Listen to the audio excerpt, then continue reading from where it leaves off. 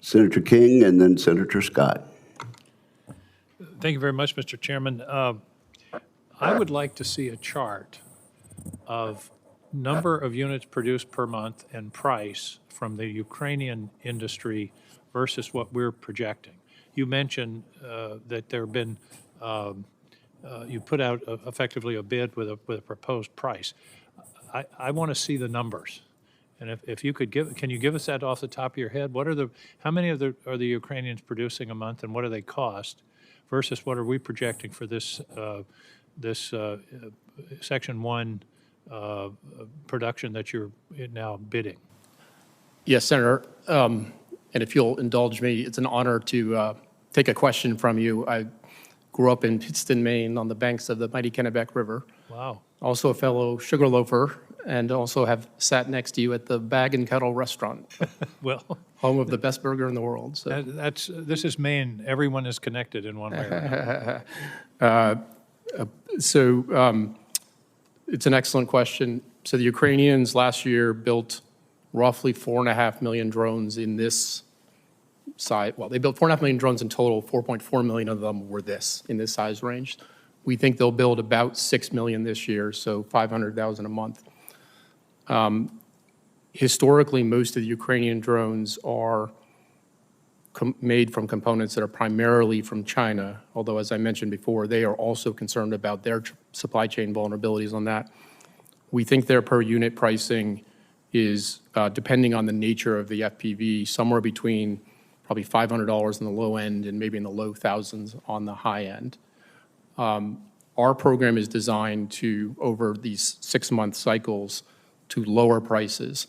I think it's prices from what? What are the prices? So now? We're going to pay $5,000 per drone in phase 1, the ones that we're going to place orders with this week. We intend by the end of this program, our goal is to get down to less than $2,000 for a one-way kamikaze attack drone. So you understand why? Yes. That's a legitimate question. They're doing it for 500 to 1,000. Yeah. We're talking about 5,000. But so, yeah, do you believe there's a realistic path to getting down under 2,000?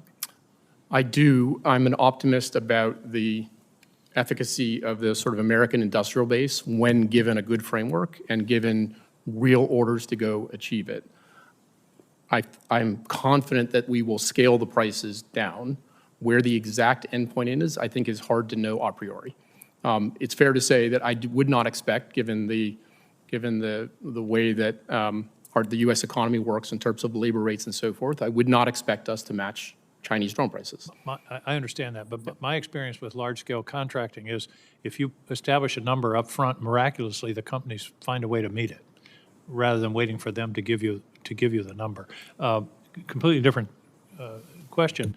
Defense. We've been talking about creating drones. What about defense for drones? I mean, are we talking about directed energy? Is that part of DoD, is looking at how to defend against these weapons? Because our adversaries are going to be building them too at scale. General? For the DoD, I'm not going to be able to get into specifics just because of the classification. I understand that, but is defense part of your mission? It would be. It is. I don't know what drone dominance is doing as it pertains to the defense and protection of these systems. Well, I would hope that that's part of what we're talking about here. Because Mr. West, you want to weigh in there? Senator, yes, the Joint Interagency Task Force 401 is tasked with our counter UAS, and we have invited them to the second gauntlet. And the basic goal is to integrate both offense and defense going forward so that both technologies can come up simultaneously since there's so much overlap. Bottom line is in Gauntlet 2 in August, we hope that our counter UAS can knock down many of the drones. Are you looking at directed energy as part of the counter UAS? Yes, sir. I would hope so, because that's 50 cents a shot. And that's something that we have been woefully slow to move on. Sir, you are cost conscious, and we are very cost conscious. I'm delighted to hear that. The Wounded Warrior Project has pointed out to me that drone injuries are different than IED injuries. They're head and upper body as opposed to lower extremities. I hope, I mean, that's not necessarily part of your mission, but I hope that that's something that the department is looking at about the nature of injuries and the training necessary. Final question, are you working on underwater capabilities as well? Underwater autonomous Senator, vehicles? I'm not able to go into much depth on what we are doing in the undersea environment, but would request and welcome a closed session so we can discuss it in greater detail. Thank you very much. Thank you very much, gentlemen. This is critically important work. I appreciate the work you're doing. Thank you, Mr. Chairman.